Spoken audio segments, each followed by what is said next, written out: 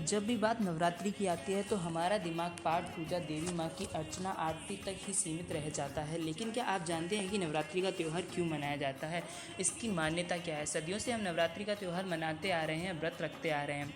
देश के अलग अलग हिस्सों में अलग अलग तरीक़ों से इस त्यौहार को मनाया जाता है। कहीं कुछ लोग पूरी रात गरबा और आरती कर नवरात्रि का व्रत रखते हैं, तो वहीं कुछ लोग व्रत और उपवास रख माँ दुर्गा और उनके 9 स्वरूपों की पूजा करते हैं। लेकिन इस नवरात्र के पीछे असली कहानी क्या है? इससे जुड़ी एक पौराणिक कथा है। महिषासुर नाम का एक बड़ा ही शक्तिशाली राक्षस था। वो अमर होना चाहता था और उसकी इच्छा के चलते उसे ब्रह्मा की कठोर तपस्या की। ब्रह्मा जी उसकी तपस्या से खुश हुए और उसे दर्शन देकर कहा उसे जो भी वर चाहिए वो मांग सकता है। महिषासुर ने अपने लिए अमर होने का वरदान मांगा। महिषासुर की ऐसी बात सुनकर ब्रह्मा जी बोले, जो इस संसार से पैदा हुआ है उसकी मौत निश्चित है, इसलिए जीवन और मृत्यु को छोड़कर जो चाहे वो मांग लो। ऐसा सुनकर महिषासुर ने कहा, ठीक है प्रभु, फिर मुझे ऐसा वरदान दीजिए कि मेरी मृत्यु न तो किसी देवता या असुर के हाथों हो और न ही किसी मानव के हाथों, अगर हो तो किसी स्त्री के हाथों हो। महिषासुर की ऐसी बात सुनकर ब्रह्मा जी ने तथास्तु कहा और चले गए। इसके बाद तो महिषासुर राक्षसों का राजा बन गया। उसने देवताओं पर आक्रमण कर दिया। देवता घबरा गए।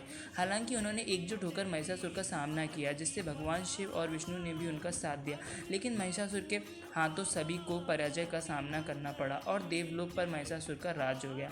महिषासुर से रक्षा करने के लिए सभी देवताओं ने भगवान विष्णु के साथ आदिशक्ति की आराधना की। उन सभी के शरीर से एक दिव्य रोशनी निकली, जिससे एक बेहद खूबसूरत अप्सरा के रूप में देवी दुर्गा का रूप धारण कर लिया।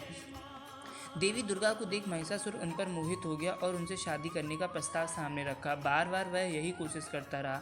देवी दुर्गा मान गई, लेकिन एक शर्त पर उन्होंने कहा कि महिषासुर को उससे लड़ाई में जीतना होगा। महिषासुर मान गया और फिर लड़ाई शुरू हो गई और 9 दिन तक चली। 10वें दिन देवी दुर्गा ने महिषासुर का अंत कर दिया और तभी से नवरात्रि का पर्व मनाया जाता है। और तभी से ये पावन पर्व मनाया जाने लगा।